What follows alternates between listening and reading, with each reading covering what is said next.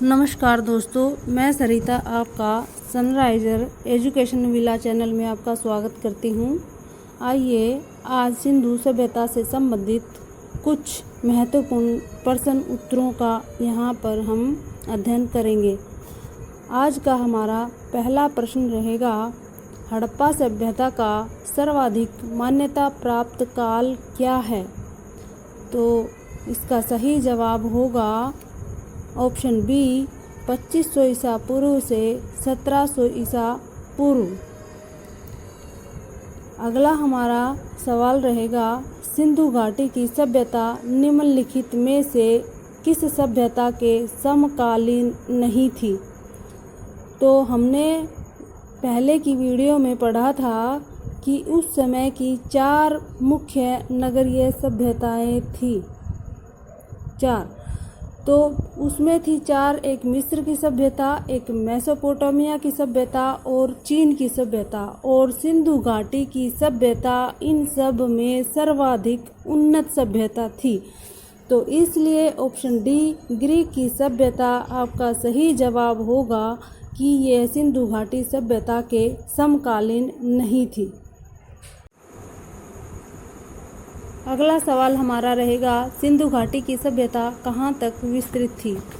तो हमने पहले भी पढ़ा था कि इस सभ्यता का उत्तरी छोर जम्मू के मांडा में, दक्षिणी छोर महाराष्ट्र के दैमाबाद में, पूर्वी छोर उत्तर प्रदेश के आलमगीरपुर और पश्चिमी छोर बलूचिस्तान में मकरान के तट पर स्थित है। ठीक है, तो यहाँ पर हमारा पंजाब, राजस्थान, गुजरात, उत्तर प्रदेश, हरियाणा, सिंध और बलूचिस्तान ये सही जवाब होगा। अगला सवाल है, सिंधु घाटी की सभ्यता के घोड़े के अवशेष कहाँ से मिले हैं? तो सिंधु घाटी सभ्यता के अवशेष हमें सुरकोटदा से मिले हैं। ठीक है। अगला सवाल रहेगा हमारा, सिंधु घाटी स्थल कालीबंगन किस प्रदेश में है? तो कालीबंगन आपका राजस्थान में रहेगा, गुजरात में आपका लोथल और रंगपुर रहेगा, मध्य प्रदेश में दैमाबाद, उत्तर प्रदेश में आलमगीरपुर रहेगा। अगला सवाल है कि निम्नलिखित में से किस पदार्थ का उपयोग हड़प्पा काल की मुद्राओं के निर्माण में मुख्य रूप से किया गया था? तो हमने कांसे के बारे में तो पढ़ा था कि हड़प्पावासी कांसे जो धातु है उसे परिचित थे, लेकिन हमने ये नहीं पढ़ा था कि कांसे की कहीं मुद्राएं मिली हैं। तो इसका सही जवाब होगा सेलखड़ी। सेलखड़ी से हड़प्पा काल में मुद्राओं का निर्माण किया जाता था। नेक्स्ट हमारा क्वेश्चन रहेगा, हड़प्पा सभ्यता किस युग की थी? कांस्य युग की, नवपाषाण युग की, पुरापाषाण युग या लौह युग? तो इसका सही जवाब रहेगा कांस्य युग, जो कि कांसे के बारे में ये सभ्यता परिचित थी। अगला हमारा सवाल रहेगा, सिंधु घाटी सभ्यता के लोगों का मुख्य व्यवसाय क्या था? ऑप्शन रहेंगे व्यापार, पशुपालन, शिकार और कृषि। यहाँ पर आप कंफ्यूज नहीं होंगे क्योंकि आपने क्वेश्चन को ध्यान से पढ़ना है। क्वेश्चन पर लिखा हुआ है मुख्य व्यवसाय। तो मुख्य व्यवसाय क्या था? लोग पशु भी पालते थे, शिकार भी करते थे, क्योंकि शाकाहारी मांसाहारी दोनों प्रकार के थे सिंधु घाटी के लोग। कृषि भी करते थे, कालीबंगन से कृषि के प्रमाण मिले हैं, हल मिला है, और व्यापार भी करते थे क्योंकि लोथल में बंदरगाह भी मिली है। तो आपका सही जवाब रहेगा व्यापार, क्योंकि आपने क्वेश्चन को मुख्य तौर पर देख लिया है कि मुख्य व्यवसाय क्या था। तो मुख्य व्यवसाय रहेगा व्यापार। क्लियर। नेक्स्ट हमारा क्वेश्चन रहेगा, हड़प्पा के निवासी थे। हड़प्पा के निवासी कैसे थे? ग्रामीण थे, शहरी थे, यायावर यानी खाना बदोश थे या जनजातीय थे? तो ग्रामीण का मतलब झोपड़ियाँ वगैरह जहाँ मिलती हैं, कच्चे मकान जहाँ मिलते हैं वो ग्रामीण एरिया होता है। शहरी एरिया जहाँ पे पक्के मकान होते हैं, सलीके से नालियाँ होती हैं, गलियाँ होती हैं, पक्की सड़कें होती हैं, और खाना बदोश जिनका कोई ठिकाना ही ना हो, आज यहाँ कल वहाँ, और जनजाति जैसे आदिवासी क्षेत्र। तो हड़प्पा सभ्यता की जब खोज की गई तो हमें पता लगा है कि वहाँ पर पक्के मकान थे, गलियाँ पक्की बनी हुई थी, सड़कें बनी हुई थी। तो इसलिए हम कह सकते हैं कि हड़प्पा के निवासी कैसे थे, शहरी थे। नेक्स्ट हमारा सवाल रहेगा, सिंधु घाटी या सिंधु सभ्यता के घर किससे बनाए हैं? तो मकान कैसे थे? पक्के मकान थे। तो पक्के मकान किससे बनेंगे? पक्के मकान बनेंगे ईंटों से। इसलिए आपका सही जवाब रहेगा ईंट से। सिंधु घाटी सभ्यता के घर किससे बनाए जाते थे? ईंटों से। अगला सवाल रहेगा हमारा, हड़प्पा वासी किस वस्तु के उत्पादन में सर्वप्रथम थे? तो मुद्राएं भी हैं, सेल खेड़ी की मिली हैं, कांसे के औजार भी मिले हैं, मनके भी मिले हैं। जो भी उगाते थे वो लोग कृषि करते थे, तो कपास भी। तो सबसे ज़्यादा जो उत्पादन था, मुख्य जो उत्पादन था वो था कपास। तो इसलिए सही जवाब होगा ऑप्शन सी, कपास। अगला सवाल हमारा रहेगा कि निम्नलिखित विद्वानों में से हड़प्पा सभ्यता का सर्वप्रथम खोजकर्ता कौन था?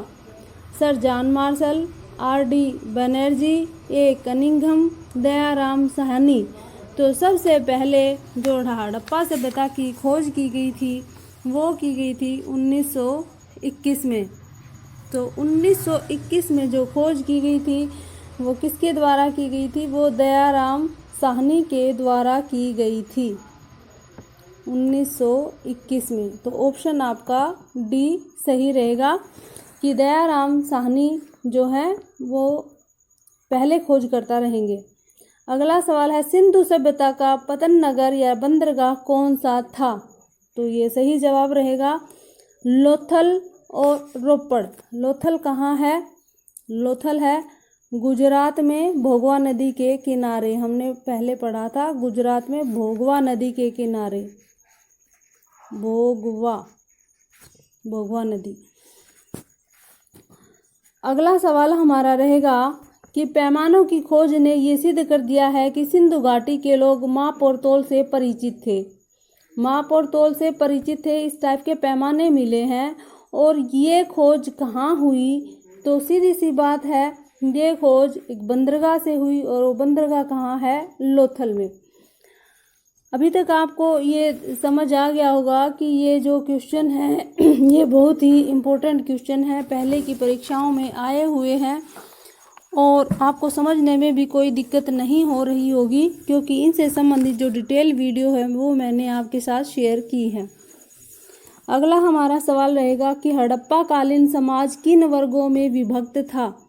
शिकारी, पुजारी, किसान और क्षत्रिय। देखिए, पुजारी का तो कोई रोल है ही नहीं, क्योंकि मंदिर पूजा पाठ इससे संबंधित ऐसा कुछ नहीं मिला है। केवल पशुपतिनाथ की मात्र के मूर्तियाँ इस टाइप से मिला है, लेकिन मंदिर का कोई अवशेष अभी नहीं मिला है। तो ये वाला ऑप्शन तो आपका बिल्कुल नेगलेक्ट हो जाएगा। अगला है विद्वान, योद्धा, व्यापारी और श्रमिक। ऐसे कोई विद्वान थे या नहीं थे नहीं पता, क्योंकि उस समय की जो लिपि थी वो अभी तक पढ़ी नहीं जा सकी है, तो इसलिए हम इसको भी खारिज करते हैं। अगला है ब्राह्मण, क्षत्रिय, वैश्य और शूद्र। तो जो क्षत्रिय है इसके युद्ध के प्रमाण कुछ ज़्यादा कुछ हमें नहीं मिले हैं। वैश्य और शूद्र के मिले हैं, ब्राह्मण के भी मिले हैं। तो हमारा अगला ऑप्शन रहेगा राजा, पुरोहित, सैनिक और शूद्र। तो ये वाला ऑप्शन आपका सही रहेगा कि राजा होते थे, पुरोहित उनके होते थे, सैनिक और शूद्र। इन 4 पार्ट में जो उस समय का समाज था वो विभक्त था। अगला सवाल हमारा, सिंधु सभ्यता का सर्वाधिक उपयुक्त नाम क्या है? सिंधु सभ्यता, देखो सिंधु सभ्यता को सिंधु घाटी की सभ्यता हम बोलते हैं। इसके अलावा हड़प्पा सभ्यता भी हम इसे कहते हैं, तो जो ऑप्शनल नाम रहेगा सिंधु सभ्यता का वो रहेगा हड़प्पा सभ्यता। तो राइट आंसर रहेगा ऑप्शन ए। नेक्स्ट हमारा क्वेश्चन रहेगा निम्नलिखित में से कौन सा या कौन से लक्षण सिंधु सभ्यता के लोगों का सही चित्रण करते हैं। एक ऑप्शन होगा तो करता है, ज़्यादा ऑप्शन है तो करते हैं।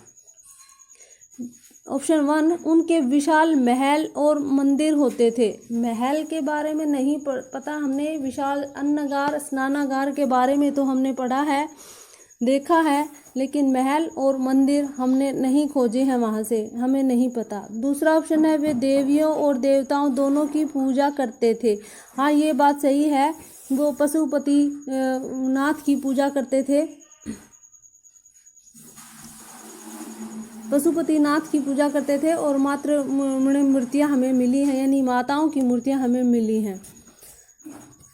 अगला जो ऑप्शन है नहीं वो है वे युद्ध में घोड़ों द्वारा खींचे जाने वाले रथों का प्रयोग करते थे। तो ये हमें सही नहीं लगता, क्योंकि हमें बैलगाड़ी के तो मिले हैं प्रमाण।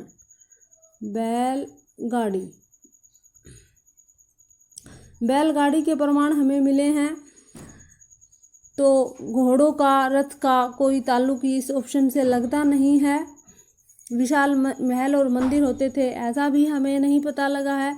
तो ऑप्शन 2 जो है वो आपका सही रहेगा, तो इसलिए ऑप्शन 2 आपका राइट आंसर रहेगा। नेक्स्ट है हमारा क्वेश्चन हड़प्पा सभ्यता की खोज किस वर्ष हुई थी। तो ये भी हमने अभी थोड़ी देर पहले पढ़ा था। हड़प्पा सभ्यता की खोज दयाराम साहनी ने की थी। कब की थी? 1921 में। नेक्स्ट हमारा सवाल रहेगा हड़प्पा सभ्यता के बारे में कौन सी उक्ति सही है। उन्हें अश्वमेध की जानकारी थी, नहीं पता। घोड़े के प्रमाण कहीं मिले हैं, लेकिन ऐसा कुछ नहीं पता लगा कि अश्वमेध की जानकारी थी। गाय उनके लिए पवित्र थी, गाय का भी हमें नहीं प्रमाण मिला है कि वो पवित्र थी या नहीं थी। हिरण के साक्ष्य मिले हैं, बैलगाड़ी के मिले हैं। उन्होंने पशुपति का सम्मान आरंभ कर दिया, इस बात के हमें सही प्रमाण मिले हैं कि पशुपतिनाथ की वो पूजा करते थे। पूजा कर ले मतलब सम्मान करते थे। ऑप्शन अगला है उनकी संस्कृति सामान्य स्थिर नहीं थी। अब इसके बारे में हम सही नहीं कह सकते, तो सही जो हम कह सकते हैं वो हमारा है ऑप्शन सी कि उन्होंने पशुपति का सम्मान करना आरंभ कर दिया था। नेक्स्ट क्वेश्चन रहेगा कि हड़प्पा के लोगों की सामाजिक पद्धति थी, कैसी थी? उचित समतावादी, दास श्रमिक आधारित, वर्ण आधारित, जाति आधारित। तो जाति आधारित भी नहीं थी, वर्ण आधारित भी नहीं थी, दास श्रमिक आधारित भी नहीं थी, वो थी उचित समतावादी। हमने अभी पढ़ा है कि इसमें थे राजा, पुरोहित, सैनिक और शूद्र। राजा, सैनिक, पुरोहित और शूद्र, ये 4 ऑप्शन अभी हमने पढ़े थे। अगला क्वेश्चन रहेगा कि सिंध का नखलिस्तान बाग हड़प्पा सभ्यता के किस पुरा स्थल को कहा गया है? क्योंकि सिंध में हमें मोहनजोदड़ो मिली है, मोहनजोदड़ो को मृतकों का टीला कहते हैं, इसीलिए इसे सिंध का नखलिस्तान बाग कहते हैं। अगला सवाल रहेगा हड़प्पा सभ्यता के संपूर्ण क्षेत्र का आकार किस प्रकार का था? तो ये स्टार्टिंग में हमने पढ़ा था कि ये एक त्रिभुजाकार क्षेत्र में फैली हुई थी, क्योंकि इसका एरिया बताया था कि उत्तर में जम्मू के मांडा में, दक्षिण में महाराष्ट्र के दमाबाद में, पूर्वी क्षेत्र उत्तर प्रदेश के आलमगीरपुर और पश्चिम क्षेत्र बलूचिस्तान में। तो ये जो टोटल एरिया है ये त्रिभुजा आकार का दिखता है, यानी कि ऐसे दिखता है ये, ठीक है, त्रिभुजाकार। अगला सवाल रहेगा हमारा कि सूची का मिलान करना है कि हड़प्पा सभ्यता, मोहनजोदड़ो सभ्यता, लोथल सभ्यता और कालीबंगा ये सब किस किस नदी के किनारे स्थित थे?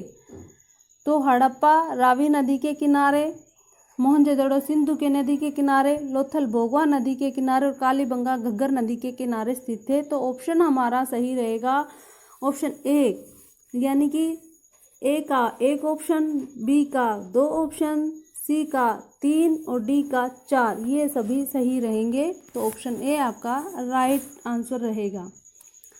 अगला जो सवाल है, हड़प्पा सभ्यता के अंतर्गत हल से जोते गए खेत का साक्ष्य हमें कहाँ मिला है? तो ये हमें मिला है कालीबंगा। कालीबंगा कहाँ पड़ता है आपका?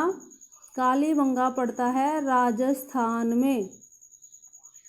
राजस्थान में कालीबंगा है, यहाँ हमें हल के साक्ष्य हमें मिले हैं। अगला सवाल रहेगा, सिंधु सभ्यता की ईंटों का अलंकरण किस स्थान पर मिला है? तो ये भी हमें कहाँ से मिला है? कालीबंगा से। कालीबंगा कहाँ है आपका? कालीबंगा कहाँ रहेगा? कालीबंगा रहेगा राजस्थान में, घग्गर नदी के किनारे स्थित रहेगा। मोहनजोदड़ो आपका सिंध नदी के किनारे पाकिस्तान में रहेगा। बनावली आपका हिसार में रहेगा और चहुंदड़ो सिंध नदी पाकिस्तान में रहेगा। अगला जो सवाल है, मोहनजोदड़ो कहाँ है? अभी हमने पढ़ा, ये है सिंध में, ठीक है, सिंध प्रांत में रहेगा ये और सिंधु नदी के किनारे स्थित रहेगा। सिंधु सभ्यता में वृहद स्नानागार पाया गया, तो ये हाँ पाया गया था। कहाँ पर था ये? मोहनजोदड़ो में पाया गया था। सिंधु सभ्यता में एक बड़ा सा स्नानागार, अन्नगार पाया था। कांसे की नर्तकी की मूर्ति मिली थी। कुम्हार के 6 भट्टे मिले हमें, सूती कपड़ा मिला, शतरंज की गोटियां मिली, दाढ़ी वाले व्यक्ति मिला, हाथी का कपाल खंड और पशुपति शव के अंकन की मोहर हमें मिली है। तो इतनी सारी चीज़ें हमें मेसोपोटामिया सभ्यता से मिली हैं। अगला सवाल है, सिंधु सभ्यता की मुद्रा में किस देवता के समतुल्य चित्रांकन मिलता है? तो पशुपतिनाथ की पूजा करते थे। पशुपतिनाथ कौन है? तो भगवान शिव हैं। तो इसलिए शिव की जो है मूर्ति की वहाँ पर चित्रांकन मिलता है।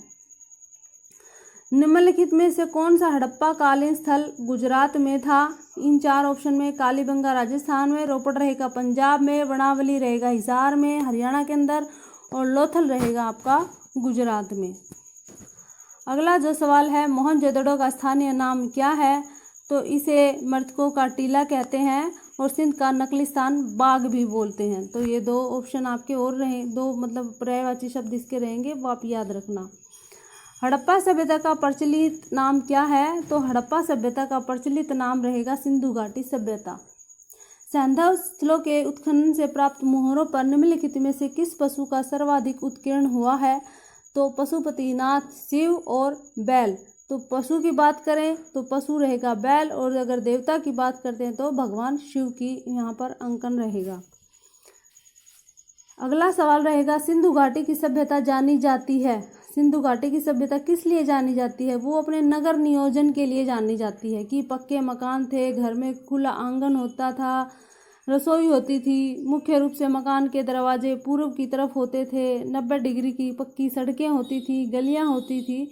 तो इस तरीके से हमें ये पता लगता है कि उस समय की सभ्यता कितनी उन्नत थी और ये अपने नगर नियोजन के लिए जानी जाती थी। उस समय की 4 मुख्य सभ्यताओं में सिंधु सभ्यता सर्वाधिक उन्नत सभ्यता मानी जाती है। अगला सवाल रहेगा, सिंधु सभ्यता का कौन सा स्थान भारत में स्थित है? तो हड़प्पा ये भी सिंध में रहेगा, मोहनजोदड़ो भी उधर रहेगा और लोथल है वो हमारे गुजरात में है। तो इसलिए भारत में लोथल स्थित रहेगा। ये ऑप्शन सी हमारा राइट आंसर होगा। अगला सवाल है कि भारत में खोजा गया सबसे पहला पुराना शहर कौन सा था? तो ये रहेगा हड़प्पा।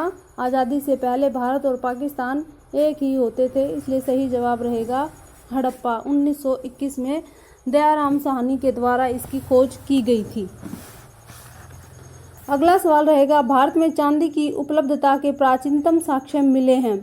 भाई चांदी का भी उस समय लोग यूज करते थे, चांदी धातु से प्रचलित थे, तो इसका प्रयोग, इसका साक्ष्य हमें हड़प्पा संस्कृति से पता लगता है। नेक्स्ट क्वेश्चन रहेगा, सिंधु सभ्यता के बारे में कौन सा कथन असत्य है? कि नगर में नालियों की दृढ़ व्यवस्था थी? हाँ थी। व्यापार और वाणिज्य उन्नत दशा में था? हाँ था। मातृ देवी की उपासना की जाती थी? हाँ, की जाती थी। और लोग लोहे से परिचित थे? नहीं, वो लोग कांसे से परिचित थे। इसलिए आपका ऑप्शन डी आपका सही रहेगा कि सिंधु सभ्यता के लोग लोहे से परिचित नहीं थे। अगला सवाल रहेगा हमारा, मांडा किस नदी के किनारे स्थित था? तो मांडा कहाँ रहेगा? मांडा आपका जम्मू कश्मीर में रहेगा, जम्मू एंड कश्मीर में रहेगा मांडा। और किस नदी के किनारे स्थित था? ये था चेनाब नदी के किनारे, मांडा चेनाब नदी। अगला सवाल हमारा रहेगा, हड़प्पा कालीन स्थल रोपड़ जो पंजाब में है वो किस नदी के किनारे स्थित था?